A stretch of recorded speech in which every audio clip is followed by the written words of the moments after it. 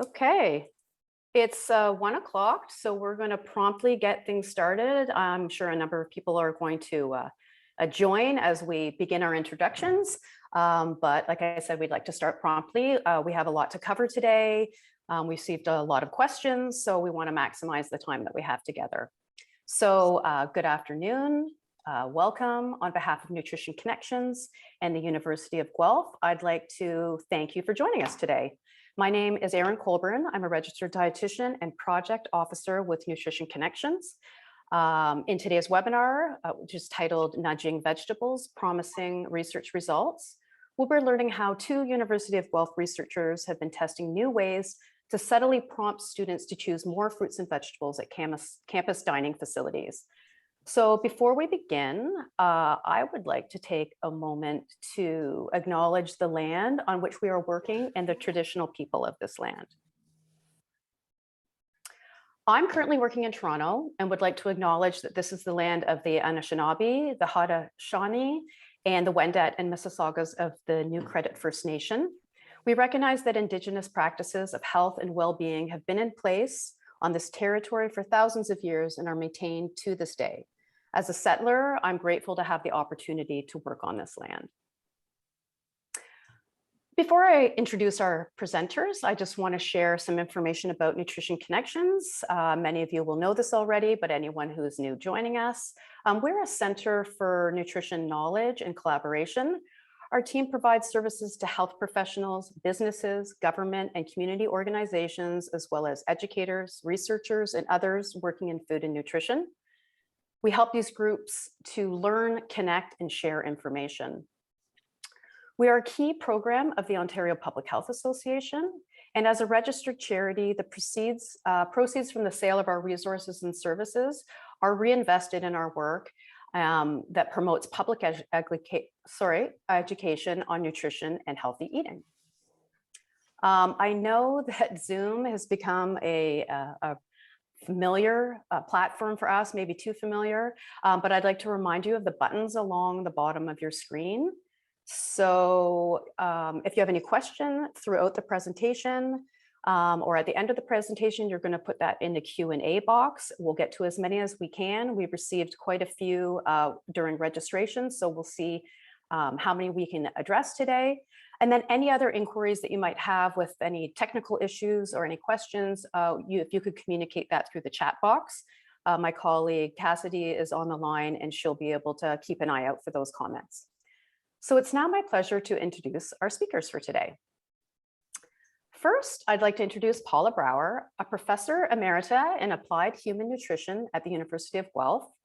Her career has focused on efforts to provide increased legume and vegetable consumption and improve the effectiveness of lifestyle management of obesity and cardiometabolic risk conditions. She's been active in primary healthcare reform and as a member of the Canadian Task Force on Preventative Healthcare. She continues to work with colleagues on novel research to improve the nutritional health of all Canadians. Please join me in welcoming Paula today. Our next speaker is Seungwon Yi. Seungwon is an associate professor in marketing and consumer studies at the University of Guelph. Trained with social psychology methodology and consumer behavior theories, he has investigated determinants of everyday food choices and novel ways of increasing healthy eating in out-of-home eating contexts in the past 10 years. He's a strong believer in the idea that our food choices are more strongly shaped by fast automatic cues in the immediate environment than personal determination. A warm welcome to you as well, Seungwon. So at this time, I'd like to pass things over to Seungwon to begin to tell us more about nudging in general and get into some of the findings of their research. So I'll stop share and Seungwon. Right.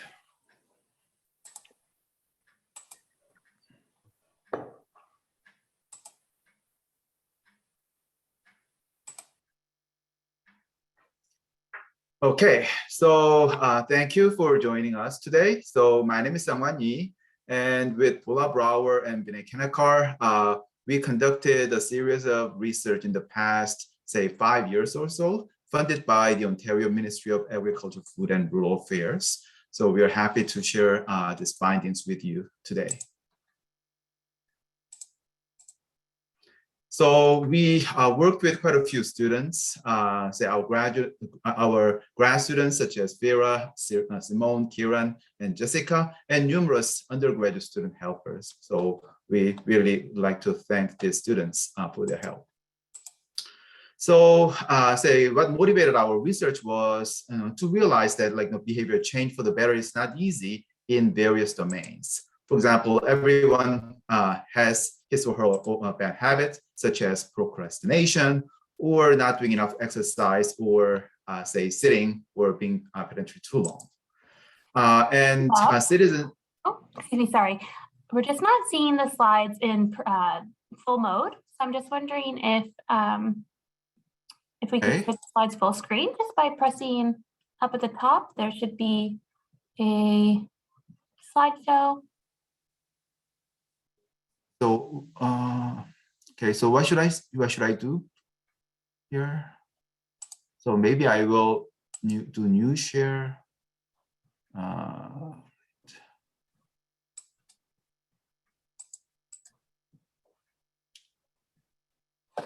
is that better? Or do you Let's try sharing your screen again. Maybe it's just the mode you're sharing your screen in. Okay. Okay, so let's see.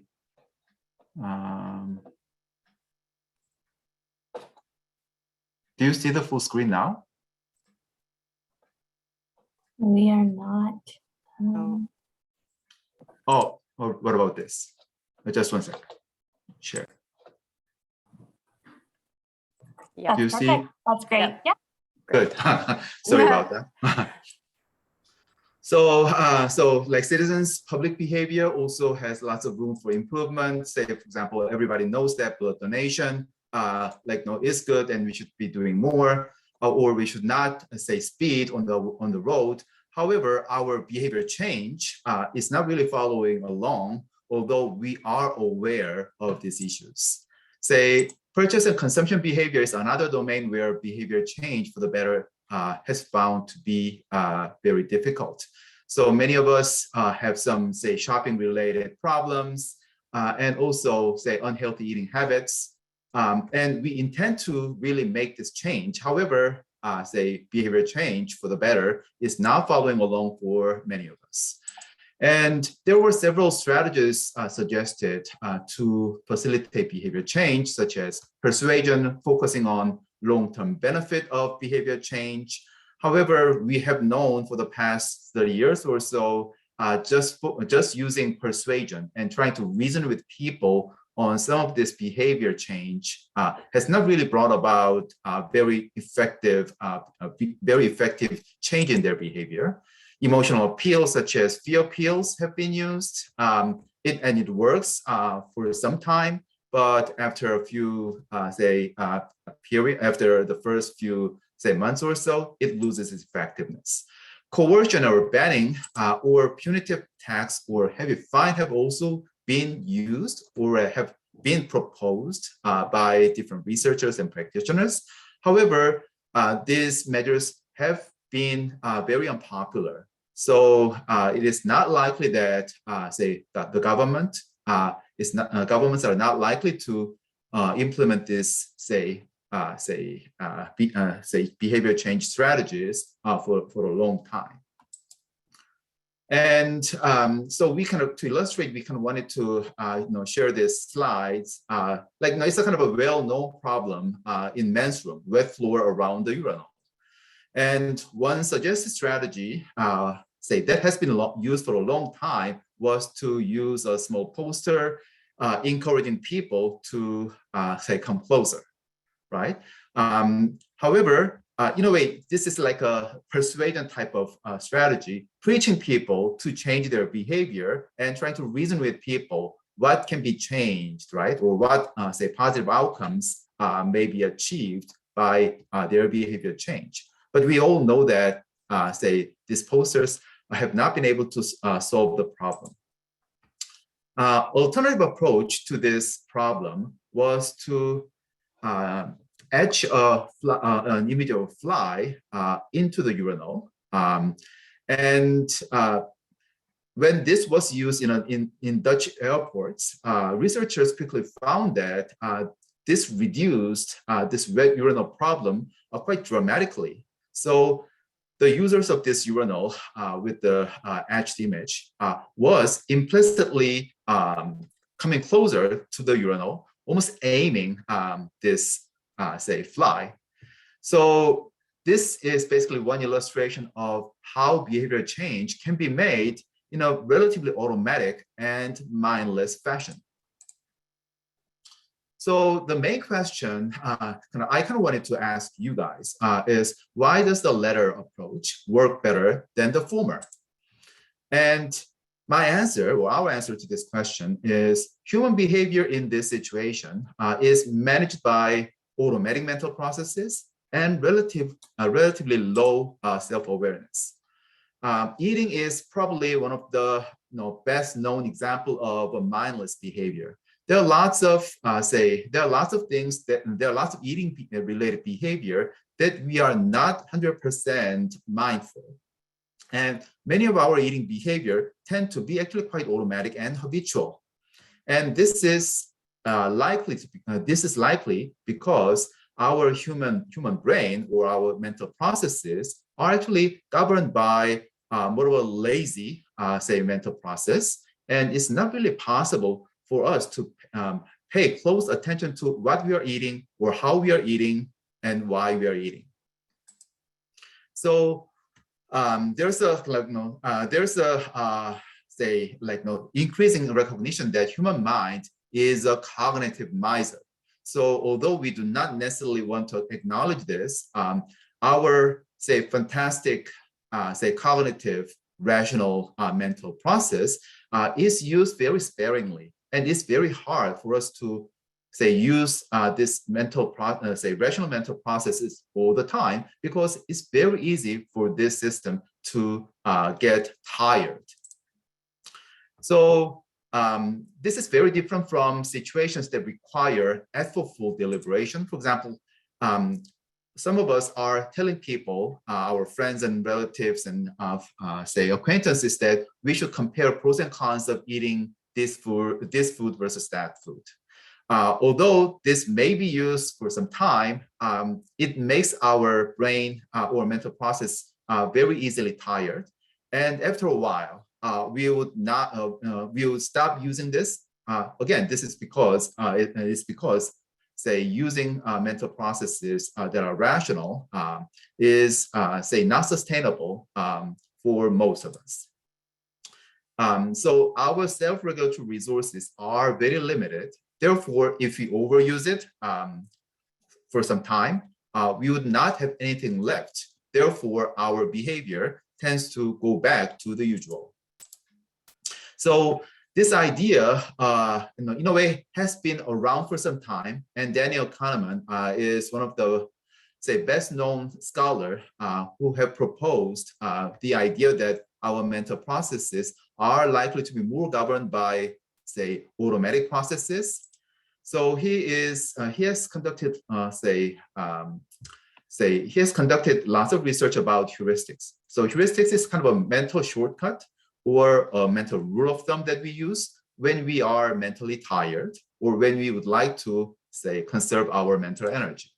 And in a recently published book, he talked about, say, when we are thinking fast and are likely to use this mental wisdom, this mental shortcut, versus when we are thinking slow, that's when we are using our full rational capabilities.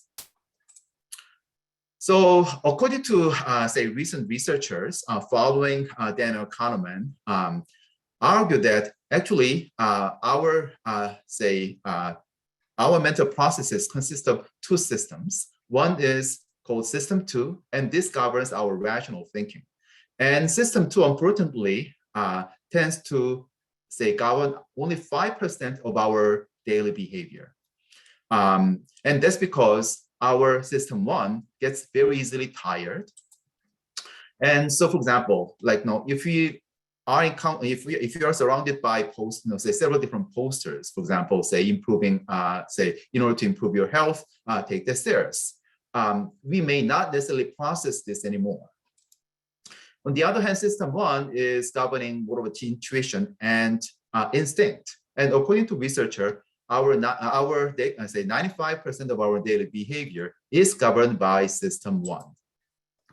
So in a way, nudging is an idea that we want to use or we want to utilize system one in order to change people's behavior. So for example, say instead of preaching people to use stairs, say you may want to say place images of footsteps, say around, say from the main entrance to the staircases, and this is likely to make this option say more prominent and perhaps more appealing. So these ideas have been suggested by Richard Thaler and Cass Sunstein, who are say followers of this researcher that I just talked about. So nudge is defined as subtle changes to any aspect of the choice architecture that alters people's behavior in a predictable way without forbidding any options or significantly changing their economic incentives. For example, in this comic, basically Homer is encountering this choice environment or choice architecture where healthy fresh fruits are located or are placed very close to Homer, hoping that this would catch his attention. On the other hand, unhealthy foods are placed farther away and placed in a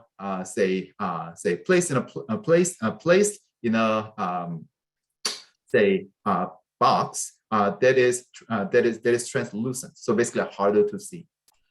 So basically, this is one way. This is one example of how choice architecture can be redesigned so that healthier options are taking the center stage, whereas unhealthy foods are put on the background. However, unhealthy foods are still available, right? So we are not in nudging, we are not necessarily banning the sale of unhealthy foods, but making the placement of unhealthy foods somewhat less prominent.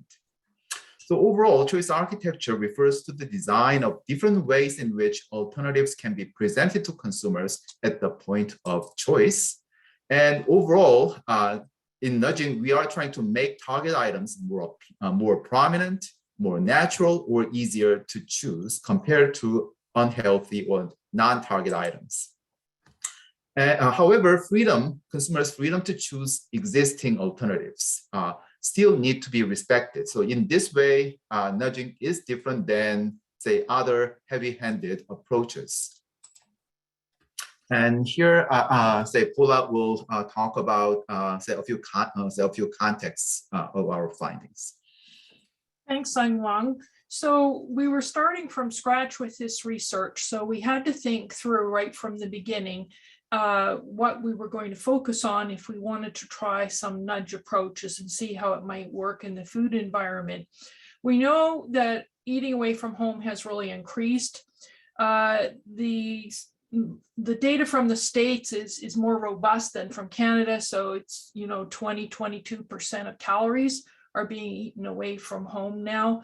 It's going to be similar in Canada. The opportunity to test nudge approaches in cafeteria environments is the best, where people are actually choosing. And of course, cafeterias are common in education and worksite settings and in some commercial settings. Why did we focus on fruits and vegetables? The reason we did that was because the evidence is convincing for benefit. Increased fruits and vegetables is reflected in food guides worldwide. Also, intake is relatively stable and has not really increased over our past 40 years of recommending more fruits and vegetables. Behavior change, we know, is easier when we ask people to add foods rather than limiting foods, and that comes from counseling. And fruits and vegetables are consistent with the cultural traditions of most countries. The final thing is it actually fits well with our new focus on sustainability as well.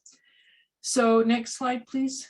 So why emerging adults? Emerging adults, anytime in the life course you're in a period of transition, that's oftentimes when you can influence things like food habits.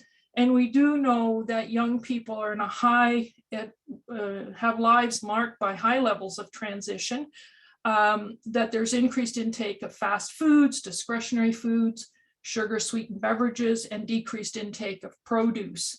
So many young people in Canada are on a campus setting, at least they were before COVID. In 2019, there were 2.15 million people on campus somewhere. So what we did was then start with, we've done 4 studies that we want to talk about. The first study was done by Simone Holligan. It was like, well, what nudge do you pick? It's not necessarily intuitive that if you put a fly in the bottom of the urinal, that's actually going to work. So Simone was doing some of the early work. And then the next study was we did pilot studies. And Sungwon will talk about that. There's 5 field studies we're going to talk about. Sorry, I missed that. And then the third study, we wanted to find out what food service managers thought about this. And then the 4th study is a consumer survey study that was done with undergraduates at Guelph. Next slide, please. Because of our limitation on our time, I'm not going to talk about Simone's study very much, but she did a qualitative study and we found the same thing that other researchers have found. Students are looking for value for money. They're concerned about taste, satiety, familiarity, food safety, and health concerns. So there was nothing really new there. It's a big list. However, we also had her do a survey in which she was asking students which vegetables would they like to try with popular entrees, and that study is published. Now back to Sungwon. Okay, thank you, Paula. So now I'm going to talk about, say, several pilot studies in which we try to assess the power of nudging for fruits and vegetables in university cafeteria settings. So there were several, although there were several studies already that tested the power of nudging for healthy foods, specifically fruits and vegetables. Many had problems of lab studies in which, say, operational parameters did not have to be considered, or extremely short duration studies. So, for example, quite a few studies implemented nudge for a few days, or for 1 week, or at most 2 or 3 weeks. And University of Guelph Hospitality Services were motivated to work with us on this project because there were first of all, say freshman 15 is a phenomenon that also takes place at the University of Guelph, in addition to all the other say North American universities. So say there's a growing pressure from parents and also some students as well. And being Canada's food university, so our University of Guelph Hospitality Services basically wanted to participate in our study and try to reduce this problem. However, they also had a dual mandate. In other words, because they also had to say profitability and bottom line are important considerations for them. Anything that we wanted to do in terms of nudging had to be revenue neutral at least, and feasible or feasible in this context. So we closely worked with University of Guelph Hospitality Services and conducted 5 semester-long field studies in dining halls and cafeterias on campus, and we used sales data as the dependent variable. So first, we reviewed broad typologies of choice architecture in food choice contexts. So this was around, say, 2015 or so. Although several typologies were emerging at the time, none was accepted as definitive. So we used Hollins et al.'s typology of nudging, which we will share in a few moments. And then we negotiated with food service managers to identify feasible nudges. So what you found was that although several nudge strategies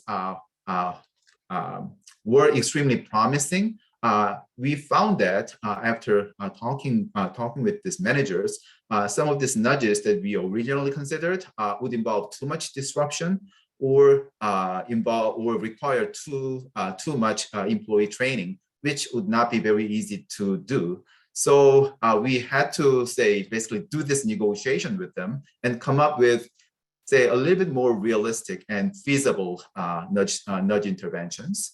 And also, as I said, anything that we had to do were projected to be at least revenue neutral. And although sales data were shared between us and the hospitality services, sometimes we had to devise specific or special ways of tracking choices of target items because of limitations of, point of sales system the food services had. So I'm showing you Hollins et al.'s, provisional typology of choice architecture interventions in microenvironments. So some of these interventions, some of the nudge interventions were primarily to alter properties of objects or stimuli. Others were about primarily altering placement of objects and stimuli, and another group was altering both properties and placement. So as I said, after doing a review and also extensively discussing with food service managers, we decided to use sizing, proximity, and prompting in these studies. So a little bit more about methodology. So in total, we used 5 interventions. The first two interventions was based on point of purchase prompting. So we used posters to prompt people to make a certain target purchase. Also letting them know about the availability of these items as well. And then in the third nudging, we combined sizing and point of purchase prompting. And in the fourth one, we combined altering of the proximity of healthier option and prompting. And in the last nudging, we combined sizing and proximity of large versus small size plates and serving spoons. So the last study produced, no significant differences. However, the other 4 studies produced quite significant results. So in the interest of time, we will be talking about only 2 studies today. So the first study was conducted in the salad bar section, but our target food was basically fruits such as apples, oranges, and as I said, the intervention that we used was use prompting. In other words, prompt people to make a purchase of a fruit. Emphasizing that this is not so expensive and this is available all the time. So this study was conducted in 3 phases. In the first phase, there was no poster, placed, and in the second phase, we placed 1 poster, and in the last phase, we placed 4 posters around the fruit baskets. And we found that the use of 1 poster significantly increased the number of whole foods sold every day compared to no poster, as you see in this graph. So the blue line refers to the no poster condition or our control condition, and the orange line refers to our 1 poster condition. However, the sale of whole fruits did not significantly increase when 4 posters were used compared to when you used only 1 poster. So although there was a little bit of increase when we used 4 versus 1 poster, this increase was not significant. So basically, from this result, we concluded that just simple prompting people to choose, say, healthy, fruits was actually enough to increase the sale of fruits every day. Okay. Another intervention that I'm going to talk about was conducted in the deli sandwich section in the cafeteria. So this basically shows the overall or schematic view of this section. So, when customers arrive, they would be greeted by by the employee, and this person would review what is available for ingredients, and they would he or she would make orders for ingredients. And what we found was lettuce was almost an implicit, vegetable ingredient for deli sandwich for most of the participants, for most of the customers. So basically, like now, lettuce is a healthy food. However, the problem is it can basically 95% 95% water, right? And its healthiness may not be so high compared to, for example, spinach. So what we wanted to do was how we can encourage or nudge people to choose spinach either in place of lettuce or on top of lettuce in their spinach. So what we did was in the first 3 weeks, so this was basically our baseline control condition. So basically the usual setup was used. We placed a poster letting people know that, spinach was available for free. And in weeks 4 to 12, we manipulated proximity of spinach. So what we did was we placed the bin for spinach at the beginning of the line in this array of ingredients, and placed the bin for lettuce in the middle of the array. So basically, in this way, spinach would become more dominant in the to the eyes of customers, and we expected that this manipulation would increase their behavior in making orders. So this shows basically the station in which our intervention was conducted. And one thing that I wanted to emphasize here is we actually had to use this green circle to actually make sure that sandwiches that had spinach basically would have this green circle on the plate, and then cashiers would take note of it and enter a certain push a certain button, and this way it was possible for us to know how many sandwiches sold a particular day had spinach. Right, so this graph shows how many sandwiches that included spinach were sold every day, and the blue line refers to our baseline condition, and then the orange line refers to our intervention condition. So as you can see, when our proximity manipulation was not used, about 0 to 1, sandwiches containing spinach was sold every day, and the number increased to about 10 to 13 on days when our proximity nudge manipulation was used. So basically, this finding basically shows that the change is not dramatic. So basically it increased, so our manipulation increased the sale of say spinach, including vegetables, say by about 10 sandwiches per day.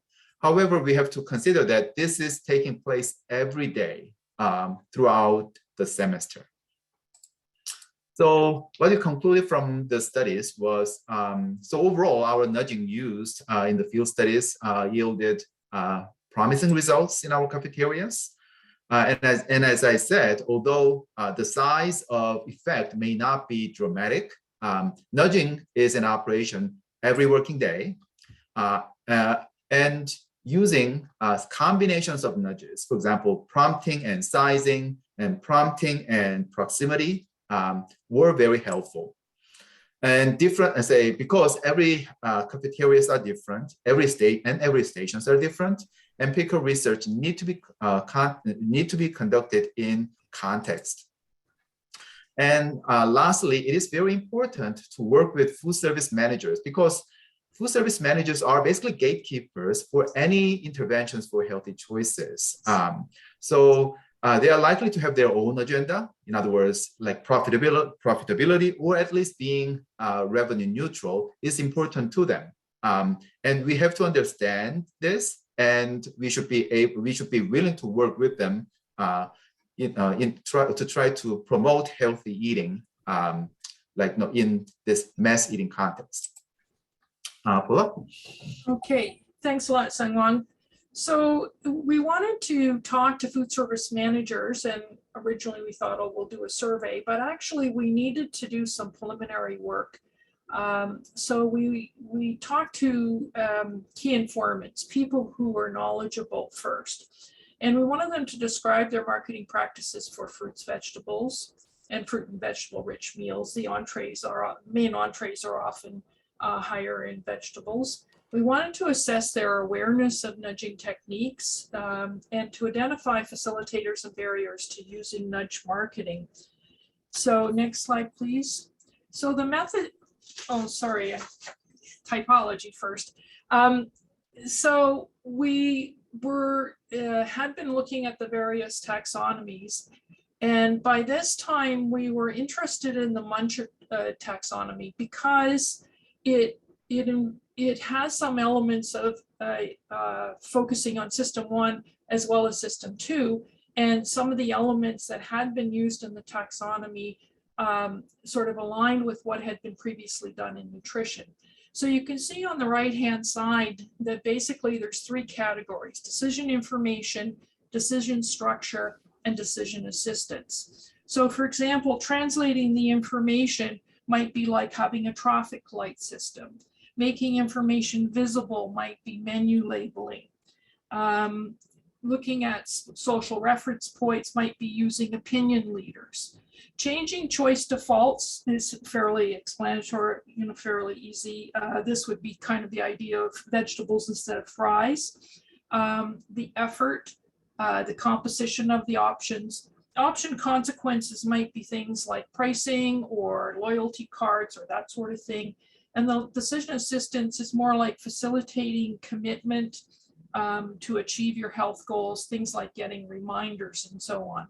So it's a broader list than what Hollins had been working with. We have the next slide. So we had 10 key informant telephone interviews. There were actually 12 people in the call. So for 2 of the interviews, there were 2 people there. And the organizations themselves picked who they thought would best represent what was happening in their organization. We used the CUFSA conference in June 2018, and so we just set up a booth where other people were selling products and so on, and people came by and we gave them a postcard and talked to them about this study. So the interview guide focused on organization of their services, how they were already doing marketing, how familiar they were with nudge, etc. And then we did verbal transcription, classic qualitative analysis, and we used both interpretive and descriptive content analysis, but using the Muncher framework as a basis for organizing things. So you can see from this, the people came from a range of backgrounds. Next slide. And 9 out of the 10 were universities. 7 out of 10 were independent food services because they often have more capacity to experiment and so on compared to some of the other contract services. 1 was outsourced and 2 had a mixed model. 7 out of 10 of these people were already familiar with the term nudging, but actually 9 out of 10 were using nudging, but not necessarily calling it nudging. And actually 3 out of the 10 had already been doing nudge research. So in this slide, we talking here about general promotion of fruits and vegetables. And you can see that it goes all the way from posters promoting fruits and vegetables generally to the other end of the use of icons promoting healthy options. Kind of in the middle, fruit and vegetable loyalty cards. One that's interesting in here is people were already changing the recipes to add fruits and vegetables, which is neither really marketing nor nudging, but it's interesting that it is a way to change what's available. Next slide, please. Then we were asking specifically about nudging. So on the left-hand side, you can see are the decision information approaches. On the right-hand side are the decision support type ones. And in the middle are a number of interventions that are related to option-related effort. And this was the most popular. So just looking at what these are, you're putting the fruits and vegetables closer to customers, near the checkout, salad bar at the entrance, in a more salad bar in a more central location, and putting big plates in front. And so you see the taxonomy helps us a little bit, but you have to talk to people about specific things that we'll be doing. Can we have the next slide, please? So our conclusions from, now this is just, there's a lot more information in the paper, but this, in general, this group was at the forefront of the emerging changes. And context, again, emerged as the driving issue. So it wasn't just in our pilot studies, it's right across the board. Nudges must be simple and easy to implement by food service itself. And food service managers would consider nudging as one element of their overall marketing. So they're very familiar with the concept, but some of the specifics are a little bit different than they're used to doing.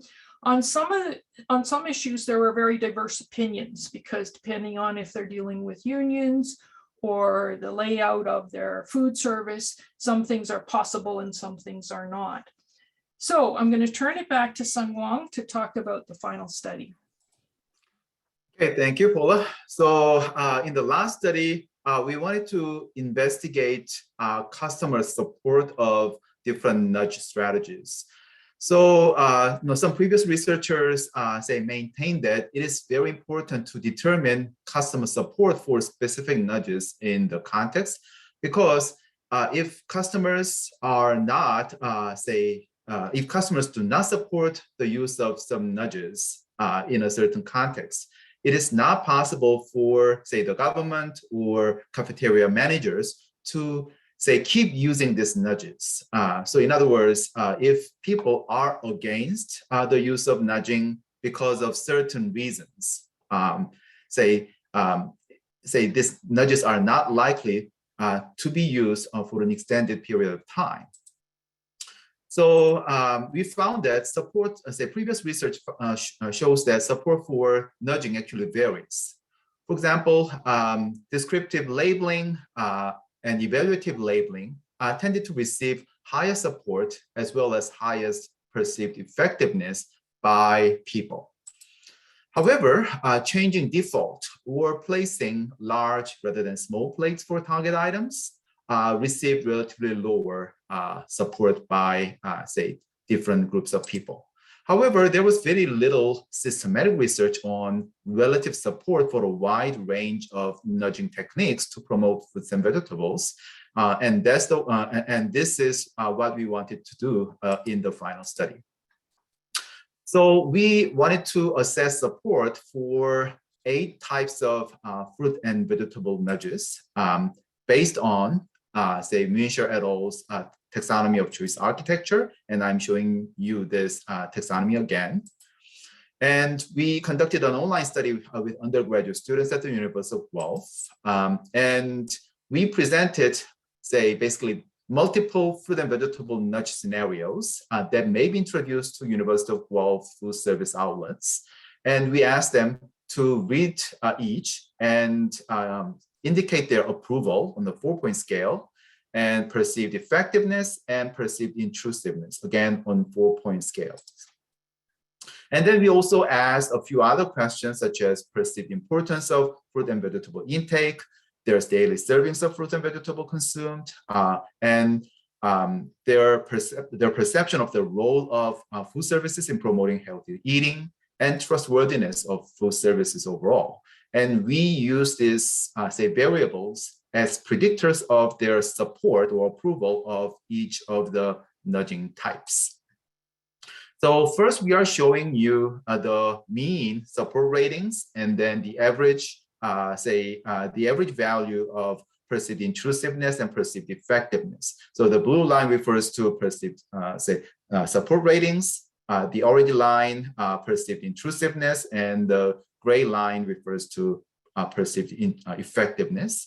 And you see that, say, A3, providing social reference point, C, giving reminders or commitment, B1, changing default, and A1, translating information, tended to receive relatively low support. However, you can see that, say, even these, types of nudges received higher than the midpoint support. So basically, although they were their support for these nudges received relatively lower ratings. However, they were still, they still received moderate support. On the other hand, B3, changing range of options, B4, changing option-related consequences, B2, reducing option-related effort, and A2, making information visible, tended to receive high support. And one more thing is, these nudge strategies were perceived as relatively less intrusive. So you can see that perceived intrusiveness tend to go, in complete, opposite of, support ratings across all the nudges here. And then what we wanted to do was to use hierarchical regression in order to, assess what variables predict support for different types of nudges. So, in the first, step, we entered individual difference variables as predictors of support for each nudge. And in step 2, we entered perceived intrusiveness and effectiveness for each nudge. We overall we found that, there were some consistent findings. For example, overall, all the nudges were positively, predicted by effectiveness of nudge, or perceived effectiveness of nudge, and negatively predicted by, perceived intrusiveness of nudge. However, different individual difference variables were, significant for different types of nudges. So here I will just focus on A2 strategy, A2 nudging strategy. So this, support for this strategy was, positively predicted by perceived importance of fruit and vegetable intake, and the belief that food services should promote healthier food choices, and the belief that these nudges were designed out of concern for customers' well-being. And lastly, people's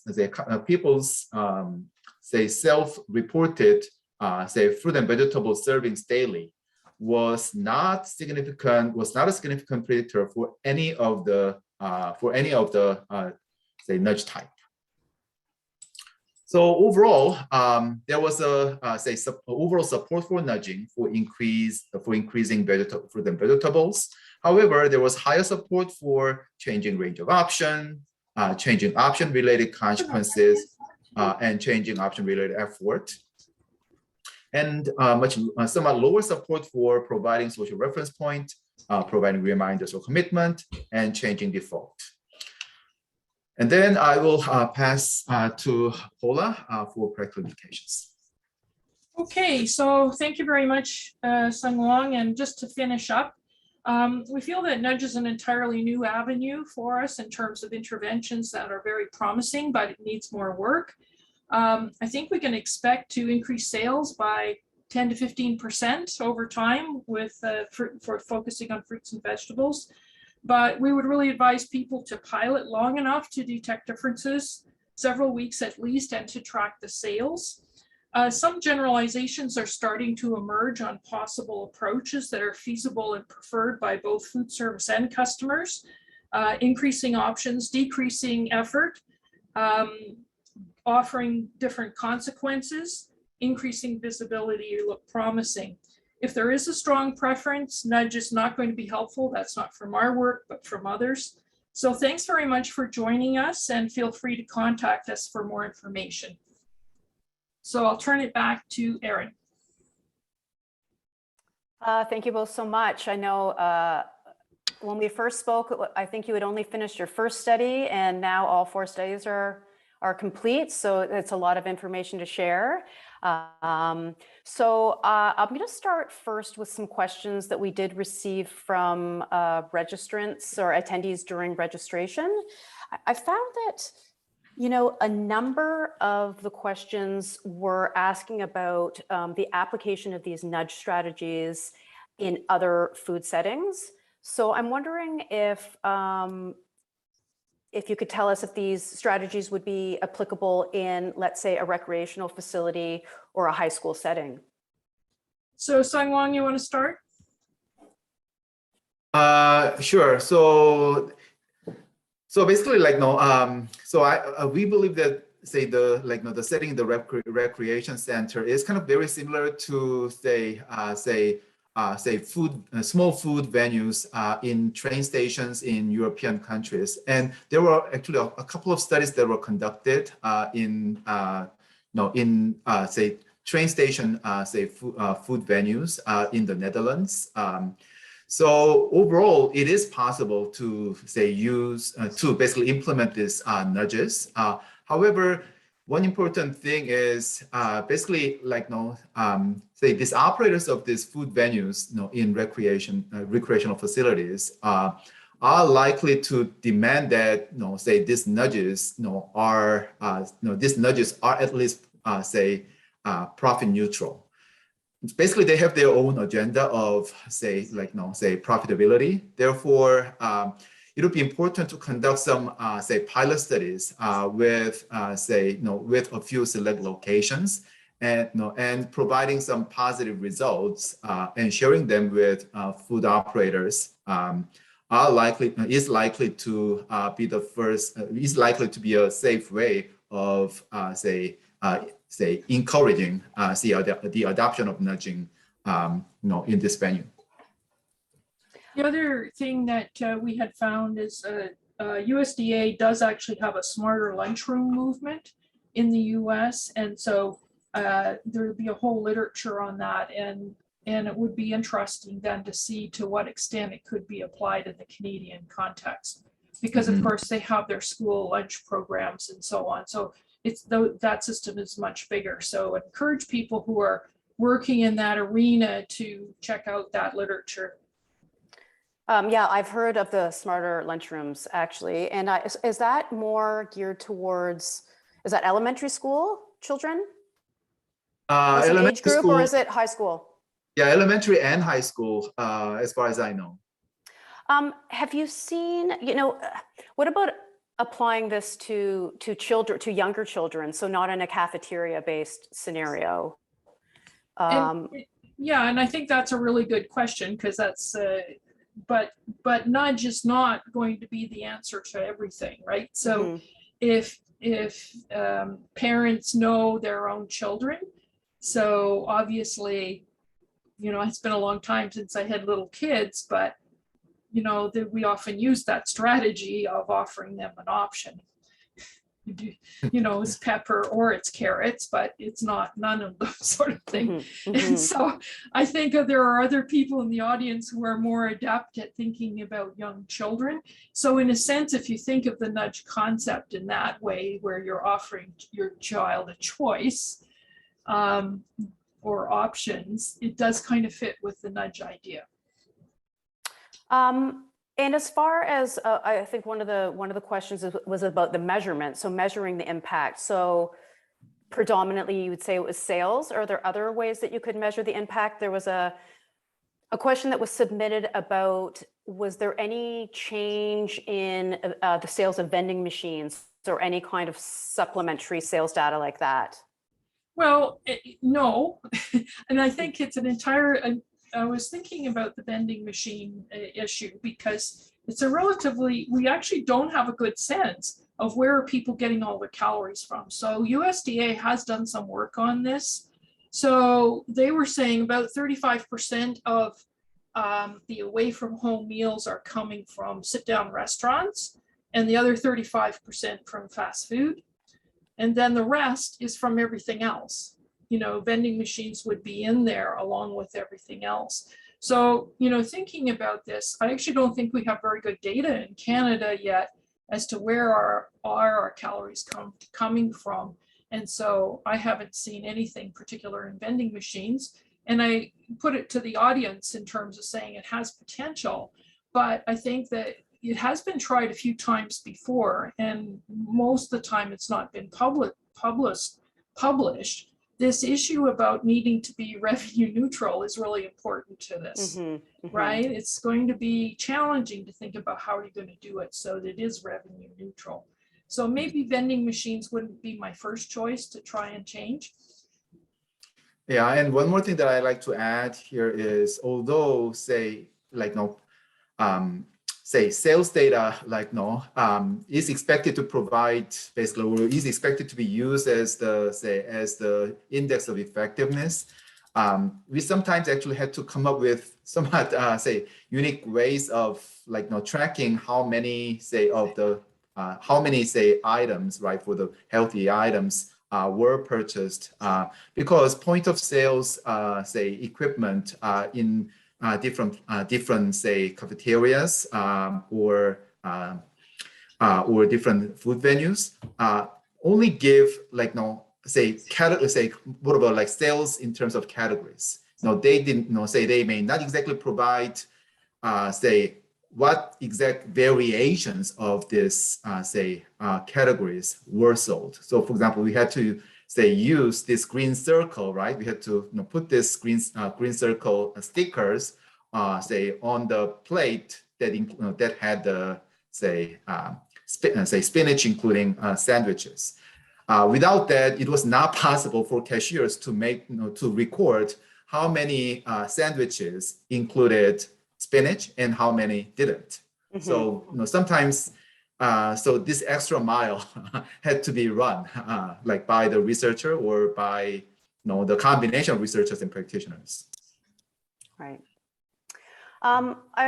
Because we only have a couple of minutes left. I'm just wondering.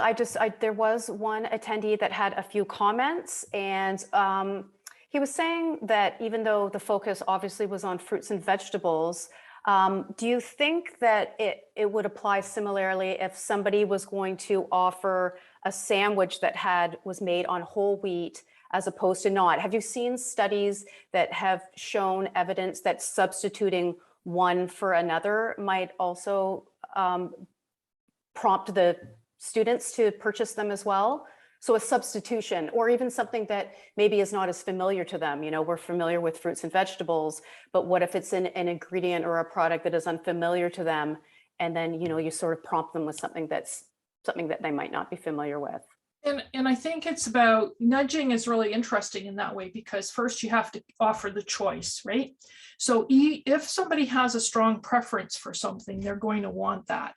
So substitution wouldn't be my first choice. That's more like changing the default.